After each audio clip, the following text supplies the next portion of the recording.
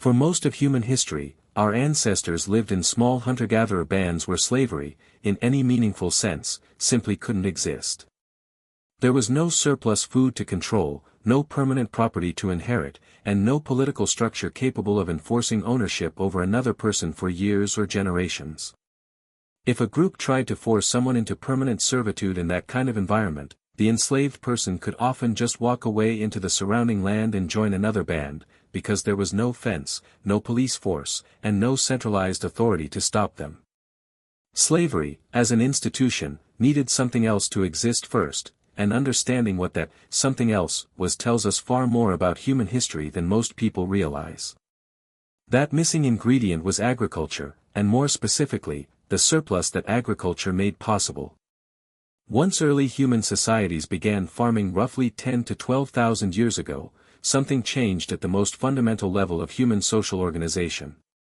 For the first time, communities could produce more food than they needed to survive day to day, which meant some people could be fed without personally growing or hunting anything themselves. This surplus created an entirely new category of possibility. A person's labor could now be extracted and redirected towards someone else's benefit, because there was finally enough excess food to keep that person alive while contributing nothing to their own survival. Anthropologists widely consider this the true starting gun for large-scale forced labor systems, because slavery requires exactly this kind of surplus to be sustainable at any scale. Alongside surplus food came something else agriculture created: permanent settlements, and with them, the concept of owned property. Hunter-gatherer bands generally didn't accumulate large amounts of physical wealth, because carrying possessions across a nomadic lifestyle was simply impractical. Farming changed that completely. Once people had land, stored grain, livestock, and permanent homes, the entire concept of ownership expanded dramatically, and troublingly, that expanded concept of ownership eventually extended to include other human beings. If a community could own land, tools, and animals, the logical, and deeply troubling, extension in the minds of many ancient societies was that a person's labor, and eventually the person themselves, could also become a form of owned property.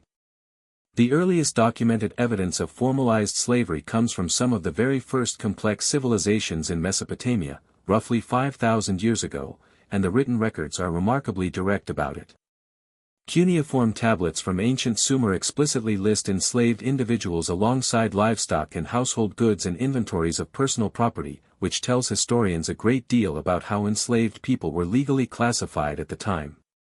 These early legal codes, including the famous Code of Hammurabi from ancient Babylon, contain detailed rules specifically addressing the treatment, sale, and punishment of enslaved people, which confirm slavery wasn't an informal or occasional practice in these societies. It was a codified, legally structured institution built directly into the foundation of how these early civilizations functioned. One of the most common origins of slavery throughout ancient history came directly from warfare, and the logic behind it, however disturbing, was consistent across many unrelated civilizations. When ancient societies fought wars, victors faced a genuinely brutal decision about what to do with captured enemy combatants and civilians. But as agricultural surplus made it possible to sustain additional people, many victorious groups instead began keeping captives alive specifically to extract labor from them, since a living captive who could work in fields, mines, or households represented ongoing economic value, whereas a dead one represented none. This single grim calculation, that a living captive was economically worth more than a dead one, appears again and again across ancient Mesopotamia, ancient Egypt, ancient Greece, and ancient Rome, each civilization arriving at similar practices largely independently of one another. Debt slavery represents an entirely separate and equally significant path into forced servitude, and it emerged directly from the economic pressures that came with settled agricultural life. In early agricultural societies, a bad harvest, a failed crop, or an unexpected loss of livestock could leave a family with no way to feed themselves and no safety net to fall back on. Many ancient legal systems allowed individuals to sell themselves, or more disturbingly, members of their own family, into servitude in exchange for food, protection, or debt forgiveness. This form of slavery didn't require conquest or violence to begin.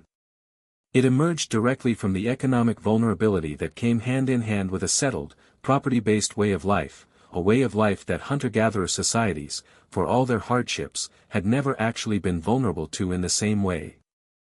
Ancient Rome eventually developed what many historians consider one of the most extensive and economically embedded slave systems in the ancient world, and the sheer scale of it is difficult to overstate. At the height of the Roman Empire, historians estimate that enslaved people made up somewhere between 20 and 40% of the total population in Italy alone, depending on the specific region and time period being studied.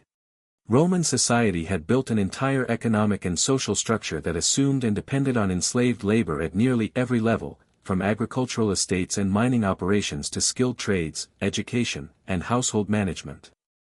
This wasn't a side feature of Roman civilization.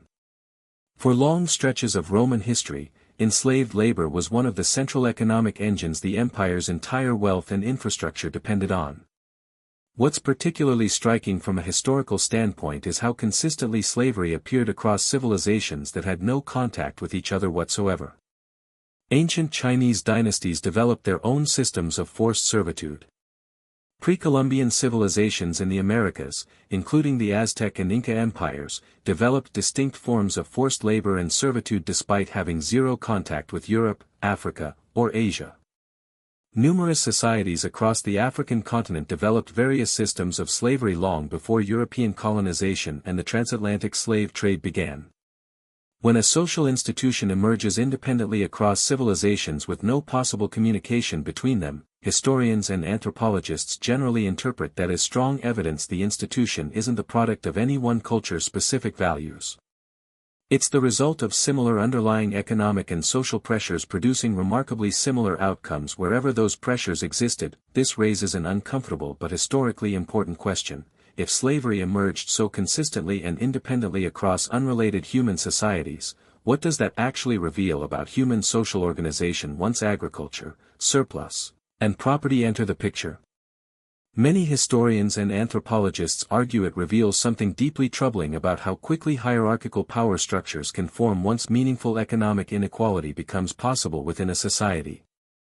Once some individuals or groups controlled significantly more resources, land, or military power than others, the door opened for those with power to extract labor from those without it, and throughout history, many societies walked through that door in strikingly similar ways, despite having no shared cultural or religious tradition dictating that they should.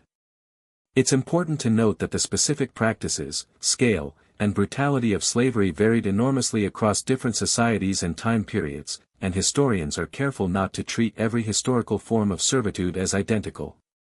Some ancient systems, while still representing a fundamental violation of personal freedom, allowed for eventual manumission, meaning enslaved individuals could sometimes earn or be granted their freedom after a period of service.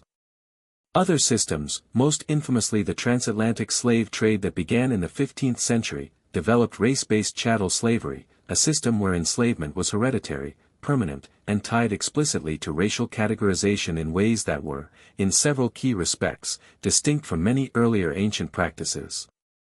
This later system would go on to displace and brutalize an estimated 12 to 15 million people forcibly transported across the Atlantic, representing one of the largest forced migrations and human rights atrocities in recorded history. The abolition of slavery, when it eventually occurred across different parts of the world, didn't happen through a single unified movement, but rather emerged from a complicated combination of moral and religious movements, economic shifts including industrialization reducing the reliance on forced agricultural labor, and, in numerous cases, violent resistance from enslaved people themselves who refused to accept the system imposed on them. Haiti's revolution in the late 18th century stands as one of the most significant of these moments, representing the only successful large-scale slave revolt in history that led directly to the establishment of an independent nation. It's worth remembering that abolition, in every part of the world where it occurred, was achieved through immense struggle, and it came only after centuries during which the practice had become deeply, and tragically, embedded in the economic foundations of numerous societies across the globe. Understanding this history doesn't excuse or minimize the immense suffering slavery caused throughout human history. If anything, recognizing how consistently and independently it emerged makes clear just how important it remains to understand these underlying patterns, so that the economic and social conditions capable of producing such profound injustice can be recognized, and never allowed to justify similar harm again.